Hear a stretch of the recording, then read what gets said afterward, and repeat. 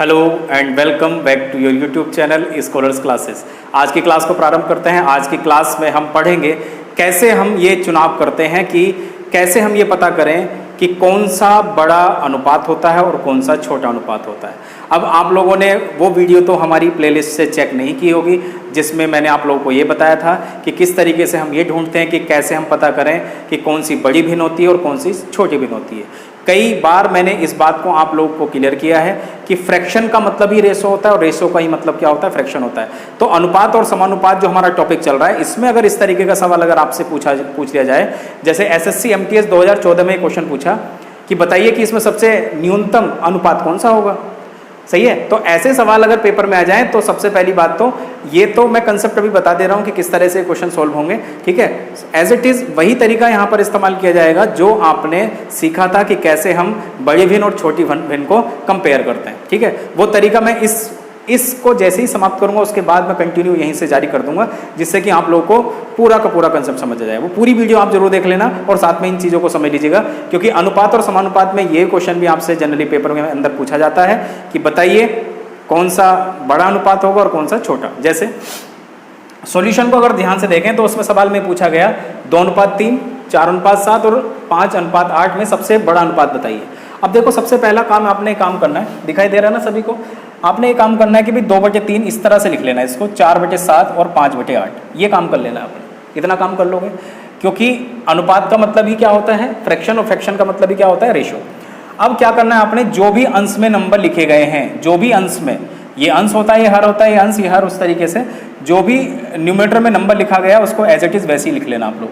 फिर क्या करना है आपने, फिर देखना है आपने अंश और हर का अंतर वो कितना है। यहाँ पर देखें तो 1 है। अंश और हर का अंतर यहाँ पर कितना है, देखो 3 है। अंश और हर का अंतर यहाँ पर कितना है, 3, क्योंकि 5 और 3 8 होता है और 4 3 कितना होता है, 7। तो इस तरह से हमने लिख लिया। अब यदि आप 2 को अगर 1 से काटोगे तो बताओ कितना आएगा, 2 आएगा। और यदि आप 4 को 3 से काटोगे तो 1 दशमलव कुछ आएगा ना, 1 दशमलव कुछ आएगा। वैसे ही अगर 5 को 3 से काटेंगे तो 1 दशमलव कुछ आएगा। आपसे सवाल क्या पूछा गया, आपसे पूछा गया कि सबसे बड़ा अनुपात बताओ। आप मुझे बताओ इन तीनों संख्याओं में से अगर मैं इसको कैलकुलेट कर रहा हूं अभी तक, तो सबसे बड़ी संख्या कौन सी है, 2 चल रही है।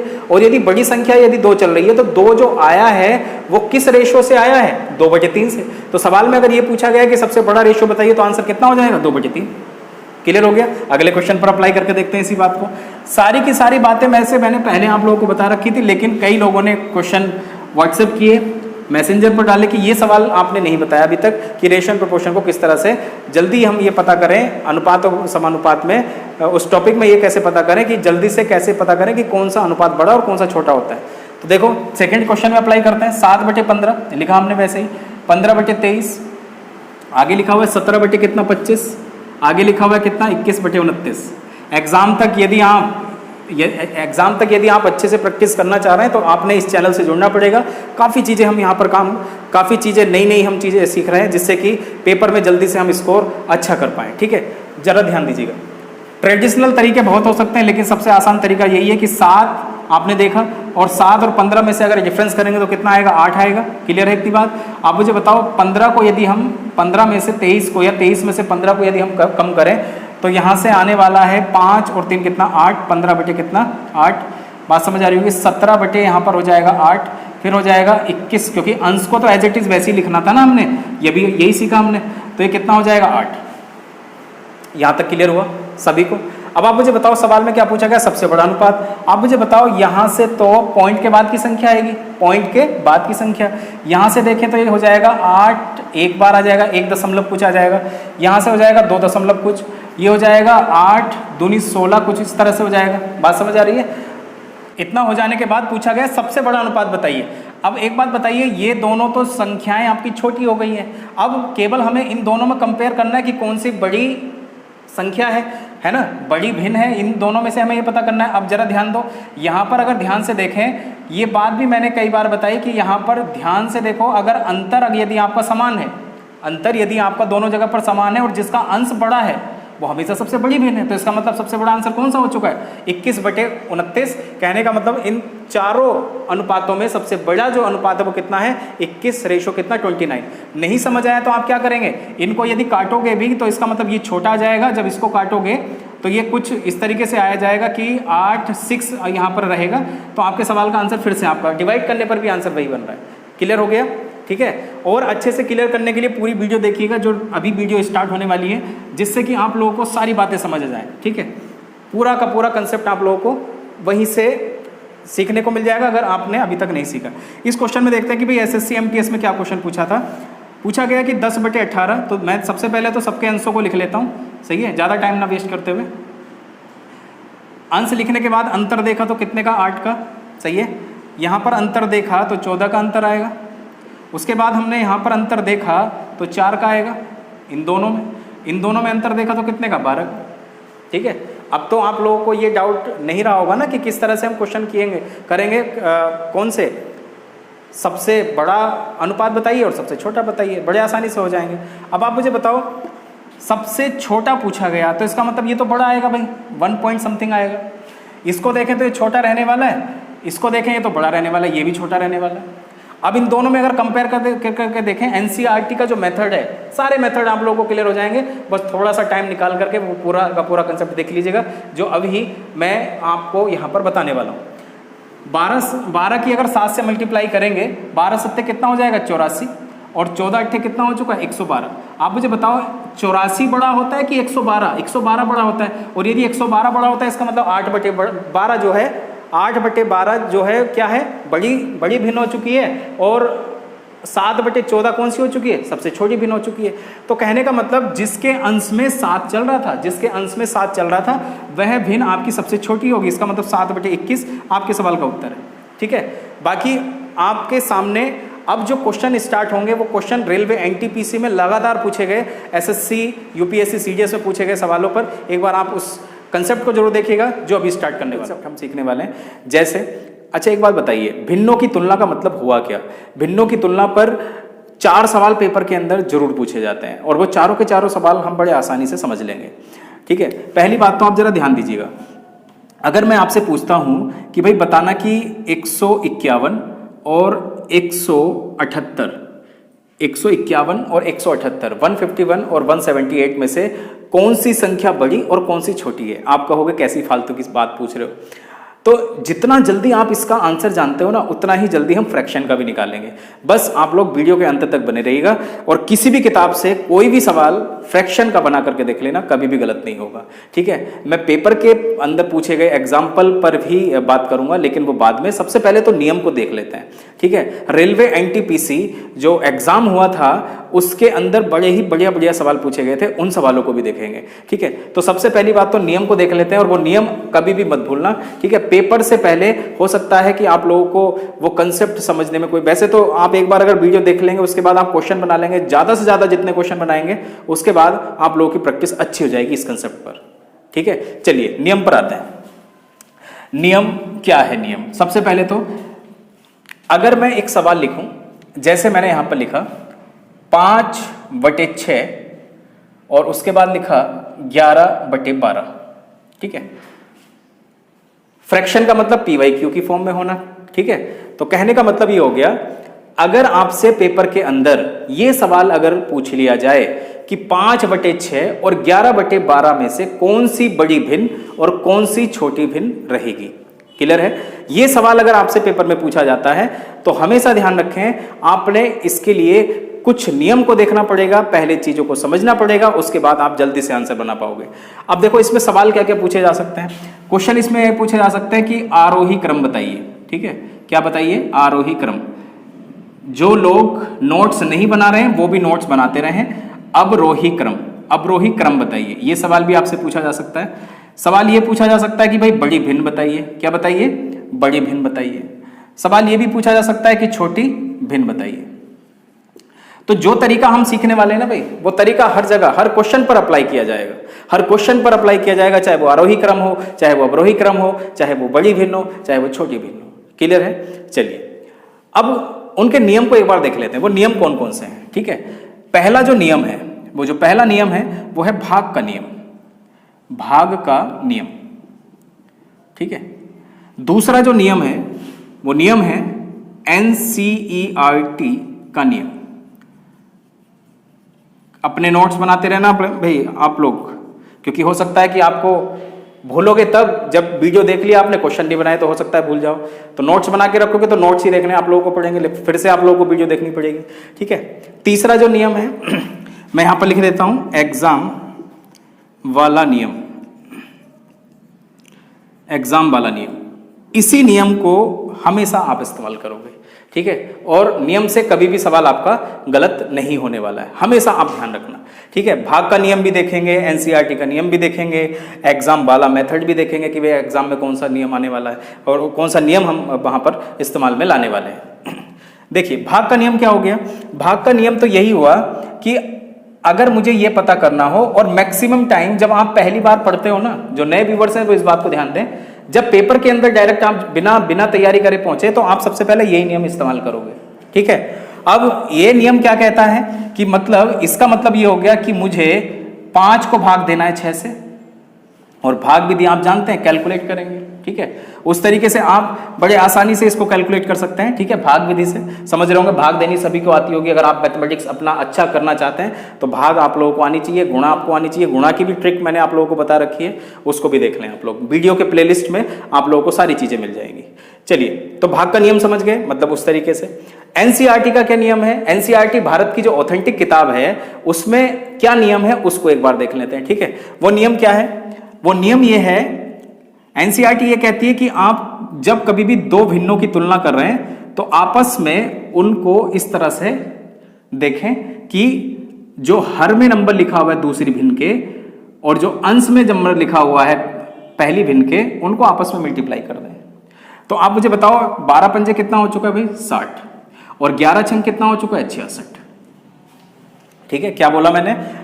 एनसीईआरटी का नियम ये कहता है कि 12 पंजे होता है 60, और मतलब इस तरीके से तिरछी गुणा करनी है, और 11 छंग कितना हो चुका है? 66। अब इस बात पर गौर करें जो मैं बात बोलने वाला हूं, सबकी नजरें व्हाइट बोर्ड पर बंधी होनी चाहिए। अब नियम ये कहता है एनसीईआरटी का कि जब आप इस तरह से इसको कैलकुलेट कर लेंगे तो जो नंबर बड़ा आएगा उसके नीचे की भिन्न बड़ी कहलाएगी, जो नंबर मल्टीप्लाई करके छोटा आएगा वो भिन्न छोटी कहलाएगी। क्या कहलाएगी? छोटी भिन्न। ये बात सबको समझ आ गई? कहने का मतलब इन दोनों के बीच में अगर मैं चिन्ह लगाने का प्रयास करूं कि कौन सी बड़ी भिन्न है और कौन सी छोटी, तो इन चिन्हों का तो आप लोगों को ज्ञान होगा। अगर ज्ञान नहीं है तो इसका मतलब यह है कि आप इसको समझ लें कि जिधर की ओर ये खुला होता है वो बड़ी भिन्न होती है। सही है, बस ये आपने ध्यान रखना है, जिधर की ओर नहीं होता वो छोटी भिन्न होती है।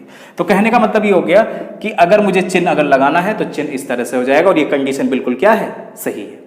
लेकिन एनसीईआरटी का मेथड कहां पर हम पेपर में नहीं कर पाएंगे, और कहां मतलब कर तो लेंगे लेकिन वहां पर टाइम लग जाएगा। वहां पर क्या लग जाएगा? टाइम। और टाइम को बचाना मेन हमारा मकसद है। जिसने टाइम को बचा लिया कॉम्पिटिटिव एग्जाम के अंदर, वो सबसे ज्यादा क्वेश्चन कर पाएगा। अगर देखो यहां पर ऐसा लिखा हुआ है 532, और यहां पर लिखा हुआ है, या केवल 53 लिखा मैंने, यहां पर लिखा मैंने 65, यहां पर मैंने लिखा 42, और यहां पर मैंने लिखा, मान लीजिए मैंने यहां पर लिखा 22। अगर यदि आपसे अब सवाल पूछ लिया जाए कि भाई बड़ी भिन्न और छोटी भिन्न बताइए, अब देखो भाग से कितना टाइम लगेगा ना टाइम। उसके बाद ऐसी बात नहीं है कि भाग का नियम आपको नहीं आना चाहिए, भाग का नियम भी आपको क्लियर होना चाहिए, भाग आप लोगों को आनी चाहिए। एनसीईआरटी का क्या नियम? अब एक बार बताओ, 53 की मल्टीप्लाई 42 से करेंगे, टाइम नहीं लगेगा? बिल्कुल लगेगा। फिर उसके बाद 65 की मल्टीप्लाई 22 से करेंगे तो टाइम नहीं लगेगा? बिल्कुल लगेगा। कई लोग अप्रोक्सीमेशन से इसको 50 और इसको 40 मान करके भी क्वेश्चन करते हैं, लेकिन कई बार जब ऑप्शन बड़े क्लोज होते हैं ना तो वहां पर हम फंस जाते हैं।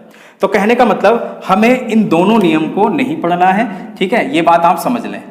अब वो नियम क्या है जो हम पेपर में अप्लाई करेंगे उसको एक बार देख लें। यहां पर जैसे फिर से मैं लिख देता हूं, यहां पर था 11/12। एग्जाम वाला क्या नियम है? एग्जाम में क्या अप्लाई करोगे आप लोग? ठीक है, उसको जरा ध्यान दीजिए। कोई भी भिन्न अगर आ जाए तो देखो सबसे पहला काम आपने क्या करना है? सबसे पहला काम आपने करना है कि जो भी हर में आपको संख्याएं दिखाई दे रही हैं और जो भी अंश में आपको संख्याएं दिखाई दे रही हैं, उन दोनों का अंतर लीजिए। कैसे? जैसे 6 में से 5 जाएगा तो कितना बचेगा? 1। 6 में से 5 जाएगा तो कितना आएगा? 1। और 11 में से अगर 12 जाएगा या 12 में से 11 जाएगा, मतलब बड़ी संख्या में से हमेशा छोटी संख्या को घटाना है, तो भी कितना जाएगा भाई? 1। ये बात सबको क्लियर हो गई? सबको क्लियर हो गया ना मैं क्या बोलने जा रहा हूं? आपने क्या करना है, अंतर लेना है। अंतर लेने के बाद अब देखो क्या काम करना है, जो भी अंश लिखा हुआ है, जो भी अंश लिखा हुआ है दूसरी भिन्न का और पहली भिन्न का, उसको लिख लीजिएगा और इस अंतर से उसको डिवाइड कर दीजिएगा, उस अंतर से उसको डिवाइड कर दीजिएगा। जैसे 5 को अगर 1 से डिवाइड करेंगे, किसी भी संख्या को अगर आप 1 से विभाजित करते हो तो वो सम संख्या बन जाती है। तो 5 को अगर 1 से विभाजित करें तो कितना आएगा, 5 आएगा, और 11 को अगर 1 से विभाजित करें तो क्या आएगा, 11 ही आएगा। तो कहने का मतलब अब आप मुझे बताओ विभाजित करने पर यही संख्याएं बनी। अब बड़ी संख्या कौन सी है, 11, छोटी संख्या कौन सी है, 5। तो कहने का मतलब हम कह सकते हैं कि जिससे आंसर 11 आया है, 11/12 बड़ी भिन्न है और 5 क्योंकि छोटा नंबर है, 5/6 छोटी भिन्न है। ये बात सबको समझ आ गई। अब कई लोग सोच रहे होंगे कि यहां पर अगर अंतर 2 आ जाए तो क्या करेंगे, अंतर यहां पर 1 या 2 आ जाए तो क्या करेंगे। तो उनके लिए आप लोगों को सवालों को देखना पड़ेगा। सवालों के साथ साथ मैं आप लोगों को वो सारे के सारे कंसेप्ट आगे बताऊंगा जिससे कि आप लोगों को कोई भी डाउट ना रहे। ये बात सबको समझ आ गई, कोई डाउट तो नहीं है अभी तक। एग्जाम वाला नियम आप लोगों को क्लियर हो गया, ठीक है। कैसे कैसे क्या करना है, केवल आपने क्या करना है, अंश को उनके अंतर से डिवाइड कर देना है बस, ठीक है। अब आप मुझे बताओ एनसीईआरटी के मेथड से भी यही बड़ी भिन्न थी, ये छोटी भिन्न थी। अगर आप इसको भाग से सॉल्व करोगे तो भी आपका आंसर यही आएगा। तो इसका मतलब जो एग्जाम वाला नियम है, जो मैथमेटिशियन ने बता रखा है, ठीक है, ये मेरे मेथड नहीं है भाई, ये वो मेथड है जो काफी एक्सपीरियंस के थ्रू आप लोगों तक पहुंचाए जा रहे हैं, ठीक है। काफी रिसर्च करने के बाद हमें मालूम पड़ा कि भाई इस नियम से मैक्स सारे के सारे सवाल सही होते हैं, ठीक है। बस आप लोगों को सारे नियम पता होने चाहिए। अब क्वेश्चन से एक बार देख लेते हैं कि किस तरीके से क्वेश्चन आएंगे, ठीक है। लेकिन उससे पहले, आगे बढ़ने से पहले, एग्जाम वाला नियम अगर आप लोगों को मालूम हो चुका है, ठीक है, वीडियो यदि पसंद आ रही है तो प्लीज उसको लाइक कर दें, अपने दोस्तों के साथ उसको शेयर करें जिससे कि सभी को लाभ हो, ठीक है। बात समझ आ रही है? आपके फ्रेंड्स होंगे, आपके बैचमेट्स होंगे, सबको बताइएगा कि जो भी आप कंसेप्ट पढ़ रहे हैं वो बिल्कुल आप लोगों का क्लियर होना चाहिए। तो इसलिए आप स्कॉलर्स क्लासेस यूट्यूब चैनल को प्रमोट करते रहें, ठीक है, जिससे कि मैं आप लोगों तक इस तरह की अच्छी अच्छी वीडियो आपके स्मार्टफोन स्क्रीन तक पहुंचाता रहूं। अब तो इसका मतलब हम ये पता कर चुके हैं कि छोटी भिन्न कौन सी होगी, 5/6, बड़ी भिन्न कौन सी हो गई, 11/12। अब इन दोनों का मतलब क्या है, आरोही क्रम और अवरोही क्रम का मतलब क्या है। आपने शायद 5वीं या 6ठी क्लास में आपने पढ़ा होगा आरोही क्रम क्या होता है और अवरोही क्रम क्या होता है। अगर मैं आरोही क्रम की बात करूं, अगर मैं आरोही क्रम की बात करूं तो यही क्रम होता है भाई, जैसे मोबाइल में नेटवर्क आता है, ठीक है, यही क्रम होता है। मतलब पहले छोटी संख्या, पहले छोटी भिन्न, फिर उसके बाद बड़ी भिन्न, उससे बड़ी भिन्न, सबसे बड़ी भिन्न। और जो अवरोही क्रम होता है वो क्या होता है, पहले सबसे बड़ी भिन्न, उसके बाद छोटी, उससे छोटी और सबसे छोटी। बस ये बताना है। मान लीजिए यही सवाल अगर मेरे पास होता कि इसका आरोही और अवरोही क्रम बताइए, तो मैं तुरंत लिख देता। अगर मुझे आरोही क्रम बताना होता तो मैं कहता कि 5/6 से आप चलिए कहां पर, 11/12 पर। और अगर मुझे अवरोही क्रम अगर मुझे बताना होता तो इसका मतलब 11/12, इधर से देख रहे हैं लिखने का जो तरीका है वो बिल्कुल अलग है। 11/12 बड़ी है और उसके बाद 5/6 छोटी है। क्लियर हो गई होंगी बातें, सबको समझ आ गया होगा। ये ध्यान रखना, आरोही का मतलब सबसे छोटी, उससे बड़ी, उससे बड़ी, सबसे बड़ी। अवरोही का मतलब बड़ी, छोटी, छोटी, सबसे छोटी। क्लियर हो गया। अब चल लेते हैं सवालों पर। जो अब सवाल मैं कौन कौन से लेने वाला हूं, एसएससी के अंदर पूछे गए सवाल, रेलवे एनटीपीसी के अंदर पूछे गए सवाल, सही है, यूपीएससी सीडीएस के अंदर पूछे गए सवाल, कंपेयरिंग फ्रैक्शन के जो सवाल आते हैं उनको एक बार ट्राई करके देखते हैं कि जो मेथड हम यहां पर लगा रहे हैं वो मेथड सब जगह एप्लीकेबल है, ठीक है। कोई भी अगर एक्स्ट्रा नियम आएगा तो उसको डायरी में जरूर नोट कर लेना, बस ये ध्यान रखना है आपने, ठीक है। मैं क्वेश्चन लगा देता हूं तब तक। कंपेयरिंग फ्रैक्शन का जो नियम अभी तक हमने सीखा उसी नियम पर आधारित आइए सवाल देख लेते हैं, सवाल किस तरीके से जल्दी से होगा। अब सबसे पहला काम आपका देखो पेपर में क्या करना है। आप ऐसा मत करना कि प्रत्येक ऑप्शन को आप ट्राई करते रहना, कोई भी एक ऑप्शन उठा सकते हैं आप लोग, ठीक है, क्योंकि क्वेश्चन में ये पूछा गया है। क्वेश्चन को जरूर पढ़ना। निम्नलिखित भिन्न अंकों को आरोही क्रम में लिखिए। आरोही क्रम में लिखना है। आरोही क्रम का मतलब अभी तक हमने सीखा था सबसे छोटी, उससे बड़ी, उससे बड़ी और सबसे बड़ी, यही होता है क्या, आरोही क्रम। अब सबसे पहले तो कोई भी काम आप कर सकते हो, पहला ऑप्शन, दूसरा ऑप्शन, तीसरा ऑप्शन, चौथा ऑप्शन, कोई से भी ऑप्शन से स्टार्ट कर सकते हो। करना क्या है, नियम वही काम करेगा, एनसीईआरटी वाला मेथड से भी आपका आंसर आएगा, भाग नियम से भी आपका आंसर आएगा। तो क्यों ना हम उस नियम पर चल लेते हैं जिससे आंसर जल्दी आता है। ठीक है, चलिए अब देखो क्या करना है। सबसे पहले तो अंशों को लिख लेते हैं सबके, 11, 41, 3 और 21। सही है। अब आप मुझे बताइए अंतर को अगर देखा जाए तो इन दोनों के अंतर को, क्योंकि नियम हमने यही सीखा है एग्जाम वाला में जो मेथड है, सही है, तो डिफरेंस को देखा जाए तो 6 आएगा। यहां से अगर 41 और 63 का अगर डिफरेंस देखें तो ये आएगा 2, 2, 22, यहां पर 4 आ जाएगा और ये आ जाएगा आपका 8। क्लियर हो गया। कहने का मतलब आप जरा ध्यान दीजिए, अभी तक हमने जो नियम देखा था उसमें आप जितने भी डाउट है ना आपके सब क्लियर हो जाएंगे। ठीक है, अभी तक आपने नियम देखा था कि सबके आधार में एक एक था, लेकिन यहां पर तो कुछ अलग अलग है, तो फिर हम क्या करें, हम भाग करें क्या इसको। तो मैं आपको बताऊं, भाग करने की अभी आप लोगों को जरूरत नहीं है, केवल आप क्वेश्चन को समझिए, उसको निहारिए पहले कि किस किस तरीके से उसमें क्या क्या चीजें अप्लाई की जाएंगी। आप मुझे बताओ सबसे पहले कौन सी भिन्न लिखी होनी चाहिए। अगर मुझे आरोही क्रम बताना है तो सबसे पहले छोटी भिन्न होनी चाहिए, और सबसे लास्ट में कौन सी भिन्न होनी चाहिए, सबसे बड़ी। आप मुझे बताओ अगर हल्की सी इसमें अगर चीजों को परखें हम, तो आप मुझे बताओ 21/8 को यदि आप काटोगे तो 2 दशमलव कुछ नहीं आएगा, क्योंकि 8 का डबल कितना होता है 16। जब भाग करोगे केवल इतना सा काम करना है। इसको अगर भाग करोगे तो पॉइंट के बाद आएगा, इसको अगर भाग करोगे आप, सही है, 22 का डबल 44 होता है, 1 पॉइंट समथिंग आएगा। इसको अगर देखोगे तो 6, 1 पॉइंट समथिंग आएगा। तो आप मुझे बताओ सबसे बड़ी भिन्न कौन सी हो चुकी है, 2.6, और सबसे बड़ी भिन्न कहां पर आएगी, सबसे लास्ट में। तो इसका मतलब 2 पॉइंट वाली, मतलब 2 के बाद दशमलव वाली भिन्न सबसे बड़ी, जिसके अंश में एक बार चीजों को समझना भाई, केवल मुझे समझाने में थोड़ा सा टाइम लग सकता है, बाकी पेपर में आपको टाइम नहीं लगेगा। जिसके अंश में 21 है वो भिन्न सबसे बड़ी है। तो 21/29 यहां पर है, 21/29 यहां पर है। इसका मतलब ये मेरे क्वेश्चन के 2 आंसर नहीं हो सकते। ये बात क्लियर हो गई। अब 2 आंसर बचे हैं, अब दोनों आंसरों में से कौन सा सही होगा। अब आप मुझे बताओ सबसे छोटी भिन्न कौन सी आई है। सबसे छोटी भिन्न हमारे पास आई है 1.1, 1.1, ये पॉइंट के बाद यहां पर कुछ नंबर आएगा। तो इसका मतलब सबसे छोटी भिन्न कौन सी हो चुकी है, 3/4। तो आप मुझे बताओ सबसे छोटी भिन्न लिखी कहां जाएगी, सबसे पहले। तो इसका मतलब जो ऑप्शन आपके कट चुके हैं उन पर ध्यान ना दें, जो बचे हैं उन पर ध्यान देना है। तो कहने का मतलब 3/4 पहले आएगा, यहां पर 11/17 है, यहां पर 3, मतलब जिसके अंश में 3 लिखा हुआ है वो सबसे पहले आएगी, क्योंकि ये 3/4 कहां से आया था, क्योंकि हमने अंतर लिया था। तो इसका मतलब 3/7 शुरुआत में रहने वाला है। आपको सबको क्लियर हो गया होगा जितने लोग इस समय वीडियो देख रहे हैं। जिनको नहीं समझ आया तो वीडियो को पीछे कीजिएगा, दोबारा देखिएगा। ठीक है, अगले सवाल की ओर बढ़ते हैं। ठीक है, प्रत्येक सवाल के अंदर जो नियम यहां पर इस्तेमाल किए जा रहे हैं वो डायरी में जरूर नोट करते जाएं, जिससे कि आप लोगों को आने वाले टाइम में कभी भी प्रॉब्लम ना आए। ठीक है, ये सबसे बेस्ट तरीका होता है, ये सबसे अच्छा तरीका होता है। उसके बाद दूसरे सवाल को देख लेते हैं। उस सवाल के अंदर भी हम कुछ नया सीखेंगे। क्वेश्चन नंबर नेक्स्ट आपकी स्क्रीन के सामने। क्या करना है, इस बार सवाल क्वेश्चन वाले ने बिल्कुल चेंज कर दिया है। निम्नलिखित भिन्न अंकों में कौन सा क्रम सही है। और क्रम सही का मतलब आपने, अब देखो, ना तो उसने आरोही बोला ना अवरोही बोला है, तो इसको आपने कैसे पहचानना है, इन चिन्हों से पहचानना है। ठीक है, इसका मतलब सबसे बड़ी भिन्न इधर होगी और सबसे छोटी भिन्न इधर होगी।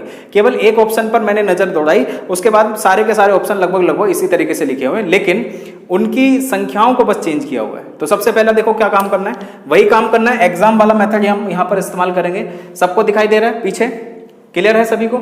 चलिए, अंश को लिखा हमने और नीचे हमने अंतर लिखा। तो आप मुझे बताओ 8 में से अगर 3 जाएगा तो आप समझ रहे होंगे कितना बचेगा, 5। अगली संख्याओं पर चलते हैं। 19 को मैं टॉप में लिखूंगा, अब अंतर लिखूंगा इसका, बात समझ आ रही है। अब अंतर अगर लिखूंगा तो कितना आ जाएगा, 4। और 7 में से अगर बड़ी भिन्न से छोटी, बड़ी संख्या से छोटी संख्या को हमेशा घटाना है। अब 7 में से, बात समझ आ रही होगी, अब 7 में से यदि हम, नहीं ये बचेगा आपका 6 में से 1 जाएगा तो कितना बचेगा भाई, 5। क्लियर हो गया। उसके बाद आगे चल लेते हैं। 29 और नीचे अगर ध्यान से देखें तो ये हो जाएगा आपका 17 में से अगर 9 जाएगा, 17 में से यदि 9 जाएगा तो कितना बचेगा, 8। उसके बाद यदि 3 में से 2 जाएगा तो कितना बचेगा, 1। क्लियर है। उसके बाद 17 एज इट इज वैसे ही लिखा हमने अंश, अब उसका अंतर लिया देखो इतना सा आपने बस मेहनत करनी पड़ेगी। 9 में से 7 जाएगा तो 9 में से 7 जाएगा 2 बचेगा, और 3 में से 1 जाएगा तो 2 बचेगा। कहीं पर गलती अगर हुई है तो उसको एक बार देख लेते हैं। कुछ गलती शायद मुझे नहीं दिखाई दे रही है। सही है, 9 4 13, और 6 में से अगर 1 जाएगा तो कितना बचेगा? 5। यहां तक क्लियर है? अब आप मुझे बताओ, यहां तक अगर आप इसको भाग करोगे तो बताओ ये किस में आएगा? पॉइंट में। ये किस में आएगा? पॉइंट में। पॉइंट में आएगा, लेकिन पॉइंट से पहले तो कोई मतलब दशमलव के बाद यहां पर संख्याएं लिखी जाएंगी। यहां पर भी इस बात को समझो जरा, ठीक है? इतनी मेहनत बस थोड़ी सी करनी है आपने। पॉइंट के बाद यहां पर इससे पहले मतलब राइट साइड में लिखी जाएंगी, लेफ्ट साइड में कोई भी संख्या नहीं लिखी जाएगी। यहां पर देखें तो इसका मतलब यहां पर x इधर भी लिखा जाएगा, y इधर भी लिखा जाएगा। तो कहने का मतलब सबसे बड़ी यहां पर अगर देखें तो यहां पर केवल y लिखा जाएगा। दोबारा बता देता हूं मैं इस बात को। जब आप इसको भाग करोगे तो पॉइंट के बाद कोई नंबर आएगा, पॉइंट से पहले नहीं आएगा। इसको भाग करोगे तो पॉइंट के बाद ही संख्या आएगी। उसको ढूंढना मत कौन सी संख्या आएगी, क्योंकि क्वेश्चन हमें जल्दी से करना है कॉम्पिटिटिव एग्जाम के अंदर, और जिसने कम टाइम के अंदर क्वेश्चन अच्छे किए, ज्यादा किए, उसी के मार्क्स अच्छे बनते हैं। अब आगे ध्यान दे तो देखो इस बात को समझो, यहां पर क्या आएगा? पॉइंट से पहले भी कोई नंबर आएगा, पॉइंट के बाद भी, क्योंकि ये क्या है 29, इस 18 से ज्यादा है। अब यहां पर कितना है? Point by. तो कहने का मतलब सबसे बड़ी भिन्न कौन सी हो चुकी है? 29, जिसका अंश है, जिसका न्यूमरेटर 29 है, वो सबसे बड़ी भिन्न है। तो सबसे बड़ी भिन्न सबसे लास्ट में होगी 29। ये देखिए, ये आपके सवाल का उत्तर है। ऑप्शन कौन सा हो चुका है? बी। ठीक है, इतने मजेदार सवाल पेपरों के अंदर पूछे जाते हैं। बस आप लोगों को हल्का सा समझना है कि किस तरीके से क्वेश्चन जल्दी से किया जाएगा। नेक्स्ट क्वेश्चन को देख लेते हैं जो एग्जाम के अंदर पूछा गया है। आइए बढ़ते हैं अगले सवाल की ओर। जो अगला सवाल है वो यूपीएससी सीडीएस के अंदर पूछा गया सवाल है 2018 में। देखो इसके अंदर भी आपसे यही पूछा गया कि आप ये बताइएगा कौन सा क्रम सही होगा, और कौन सा क्रम सही होगा का मतलब आप समझ रहे होंगे, चिन्हों से सबसे बड़ी भिन्न आपकी राइट साइड में आने वाली है और सबसे छोटी भिन्न आपकी लेफ्ट साइड में आने वाली है। ठीक है, बात तो समझ आ रही होगी। चलिए, तो सबसे पहला काम आपने क्या करना है, किसी भी एक ऑप्शन को उठाना है, उस ऑप्शन को उठा लेते हैं। 25, 12, 47, 63, सबके हमने किसको लिख दिया? अंशों को लिख दिया। अब क्या करेंगे, जो नेक्स्ट काम हमें करना है वो ये करना है कि इनके डिफरेंस को, मतलब अंश और हर के अंतर को लेना है। तो 51 में से 25 जाएगा तो 26। क्लियर है इतनी बात? अगर मैं 19 में से अगर मैं 12 को घटाऊंगा तो ये बचेगा कितना? 7। उसके बाद यहां से देखें तो 7 6 13, और ये बन जाएगा आपका 5 में से 4 जाएगा तो 1। उसके बाद यहां से देखें तो कितना? 6, और अंतर अगर यहां से देखें तो ये बन जाएगा कितना? ये बन जाएगा भाई आपका 1। क्लियर हो गया? अब आप मुझे जल्दी से बताइए, अब यहां पर तो छोटा सा काम आपने करना है, हल्की सी आपको ऑब्जर्वेशन आपको पता होनी चाहिए, कौन सी संख्या से भाग करने पर कौन सी संख्या आएगी। अब मुझे बताओ यहां पर क्या ऐसा नहीं होगा कि 1.x आएगा? मतलब अगर मैं 25 को 26 से भाग करूंगा तो यहां पर क्या आएगा? पॉइंट के बाद x आएगा, सॉरी। उसके बाद यहां से अगर देखें तो ये आ जाएगा 1.x। क्लियर हो रही है बात समझ में? मतलब जो x है ना वो मैं लिख नहीं रहा हूं, क्योंकि मुझे क्वेश्चन को जल्दी से करना है, और अगर आपने लिखना है तो फिर सीधी सी बात है, आपको एक क्वेश्चन के लिए काफी टाइम चाहिए और आप कॉम्पिटिटिव एग्जाम में अच्छा स्कोर नहीं कर पाएंगे। हर क्वेश्चन के लिए, हर टॉपिक के अंदर बहुत बढ़िया मेथड है, बस वो आप लोग समझते चलिएगा। ठीक है, क्योंकि पिछले सवाल में भी कई लोग पीछे से जैसे कुछ कह रहे थे कि ये संख्या अगर ऐसे होती तो वो कैसे करेंगे, तो इसमें समझ लेना कोई अगर डाउट है तो। वैसे डाउट मुझे नहीं लग रहा कि आप लोगों का होगा, लेकिन अगर फिर भी है, अगर आप लोगों का डाउट है तो आप कॉमेंट बॉक्स में लिखिए, और उस क्वेश्चन को चाहे तो आप मैसेंजर या फिर व्हाट्सएप ग्रुप में डालिए, जो हमारा स्कॉलर्स क्लासेस का ग्रुप है उसमें डालिए, या इस फेसबुक पेज पर आप लिखिए। ठीक है, आप लोगों को उसका सॉल्यूशन मिल जाएगा। अब यहां से देखें भाई, तो यहां से अगर देखेंगे तो 16 दूनी 32 और 16 तिया 48 का मतलब 2.x आएगा, और यहां पर आएगा 16 तिया 48 3.x आएगा। तो आप मुझे बताओ ना कि .x, 1.x, 2.x, 3.x सबसे बड़ी भिन्न यहां पर आपको कौन सी मिल रही है? जो 3 दशमलव कुछ की भिन्न है। तो हम कह सकते हैं कि जिसके अंश में 63 है, कंपेयर करके हमें पता चला कि जो 3 दशमलव से स्टार्ट हो रही है वो सबसे बड़ी भिन्न होगी, जो 2 दशमलव से हो रही है उससे छोटी भिन्न होगी। लेकिन मुझे तो सारी भिन्नों को नहीं देखना है अभी, मुझे केवल सबसे बड़ी भिन्न चाहिए। तो सबसे बड़ी भिन्न होगी जिसके अंश में, न्यूमरेटर में क्या लिखा हुआ है? 63। तो कहां पर है भाई 63? ये देखिए केवल एक ऑप्शन में लिखा हुआ है, केवल एक ऑप्शन में। अब अगर मान लो हमें छोटी भिन्न चेक करनी होती तो छोटी भिन्न का मतलब कौन सा हो गया, ये 2.x है, ये 1.x है, ये 0.x है, तो सबसे छोटी भिन्न कौन सी है 25/26। तो इसका मतलब ये हो गया 25/26 का मतलब ये हो गया कि जिसके अंश में 25 लिखा हुआ है ये आपकी सबसे छोटी भिन्न है। ठीक है, अब आप कहोगे ये भी तो है, अरे भाई ये इसलिए नहीं है ना क्योंकि 63/79 सबसे बड़ी भिन्न है, यहां पर क्या है 47/63। तो अब आपके क्वेश्चन का आंसर नहीं हो सकता क्योंकि सबसे बड़ी भिन्न कौन सी है 63/79। अगले सवाल पर बढ़ते हैं, जो अगला सवाल है अच्छे से क्लियर होगा आप लोगों को। आइए बढ़ते हैं इस कंसेप्ट के अंतिम क्वेश्चन की ओर। ठीक है, अब कुछ लोग ये कह रहे हैं कि ये अंतिम हो गया इतना जल्दी अंतिम मेरे लिए हुआ है, आपके लिए अंतिम नहीं हुआ है। आप शारदा पब्लिकेशन की जो किताब है उसमें से क्वेश्चन ढूंढिए, भिन्न के कहाँ कहाँ पर क्वेश्चन है, आप घटना चक्र में से ढूंढिए, आप एसएससी किरण में से ढूंढिए, उसके बाद RS अग्रवाल में से ढूंढिए, जितना प्रयास करना है उतना प्रयास कीजिएगा, आपका कोई भी जो भी आपने नियम सीखा है वो कहीं पर भी डिसबैलेंस नहीं होगा। अंतिम क्वेश्चन की ओर चल लेते हैं। इसके लिए मैं आपको बताऊं, जैसे हम लोग स्टार्टिंग से बोलते हैं वीडियो के अंत तक जरूर बने रहें। जो लोग इस समय तक वीडियो छोड़ चुके हैं, ठीक है, वो इस बात को शायद नहीं समझ पाए कि इसमें मैंने सारे के सारे जो भी नियम अब बचे हैं वो यहाँ पर इस्तेमाल कर रखे हैं। ठीक है, तो आप लोग वीडियो को एंजॉय करते रहिएगा। चलिए क्या करते हैं, सबसे पहला काम वही करेंगे जो हमने अभी तक किया है। 13 अंश में से सब नंबर को उठा लेना है, 57, 52 और 36। इतना क्लियर हो गया, क्योंकि सभी में वही है तो इसलिए रिपीट करने की जरूरत नहीं है। उसके बाद 13 डिफरेंस अगर देखें तो कितना है भाई 8, अंतर यदि देखें तो कितना है 40, अंतर यदि देखें तो कितना है 42, अंतर यदि देखें तो ये हो गया आपका, ये हो चुका है आपका 3, 4। क्लियर है इतनी बात। अब आप मुझे बताओ, अगर मैं इसको, क्योंकि अच्छा एक बात और समझ लें, क्योंकि आप वीडियो के अंत तक बने हो तो एक बात मैं और बता देता हूं, और वो क्या, अगर 13/2 इस तरीके से लिखा होता, 13/1, 57/1, 52/1, 36/1, मतलब जिसके आधार में अंतर समान होता, यहां पर 2 भी हो सकता है, यहां पर उस तरीके से। तो हमेशा ध्यान रखना, जब अंतर आपका समान होना तो आपने ये काम नहीं करना है जो अभी तक हम काम कर रहे थे, उसमें सीधा कह देना कि 36 क्या है सबसे बड़ी भिन्न, जिसके अंश में 36 है वो क्या है सबसे बड़ी भिन्न, जिसके अंश में 13 है, जिसके अंश में 13 है, मैं उसके लिए बता रहा हूं जब अंतर समान होगा। इस क्वेश्चन का आंसर क्या है वो अभी हम चेक करेंगे, लेकिन ये तब की बात मैं आप लोगों को बता रहा हूं जो शायद हो सकता है कि मैंने वीडियो के स्टार्टिंग में आप लोगों को ना बताई हो। ठीक है, हमेशा जो भी अंश में सबसे बड़ा नंबर, क्यों, क्योंकि जब किसी भी संख्या को आप 1 से डिवाइड करते हो तो वही नंबर आता है, नंबर चेंज नहीं होगा। ठीक है, इसलिए चलिए इस क्वेश्चन के सॉल्यूशन को देख लेते हैं। आप मुझे बताओ, जब इसको भाग करेंगे तो ये आएगा 1.x, इसको भाग करेंगे तो आ जाएगा 1 क्योंकि 40 एक बार 1.x, इसको आगे सोल्व करेंगे तो 1.x दिखाई दे रहा है ना सभी को पीछे तक, क्या कह रहे हो, कहां नहीं सही है, वीडियो को देखना दोबारा से। चलिए सारी बातें सही चल रही है ना भाई, हाँ बिल्कुल ठीक है। अब यहां पर अगर देखें तो ये कितना है 0.x, क्लियर है सबको भाई, वही काम कर रहे हैं हम लोग। और ये काम कब करना है, जब आपके जो भी डिनोमिनेटर में जो हर में नंबर है वो अलग अलग चलते रहे। क्लियर है इतनी बात। अब आप मुझे बताइए सबसे छोटी भिन्न कौन सी हो चुकी है जो पॉइंट के बाद केवल नंबर रख रही है। इसका मतलब यहां तो 1 पॉइंट, मतलब इसके लेफ्ट साइड में कोई ना कोई नंबर है, इसके लेफ्ट साइड में तो कोई है ही नहीं, तो इसका मतलब ये सबसे छोटी भिन्न है।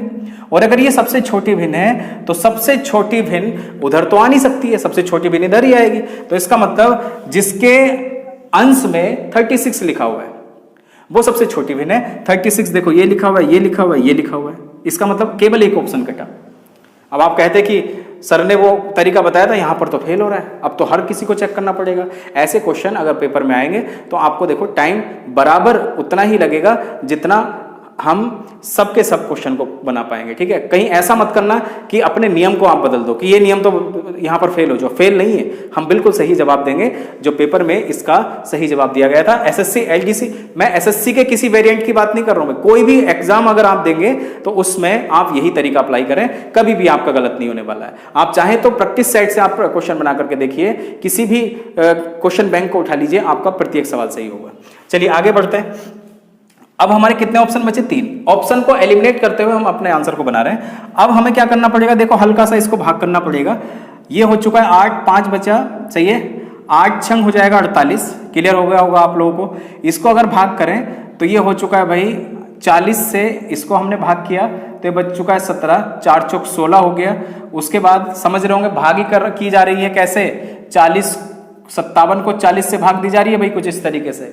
ठीक है, आपकी मैथमेटिक्स बहुत मजबूत होनी चाहिए अगर आपको स्कोर चाहिए तो।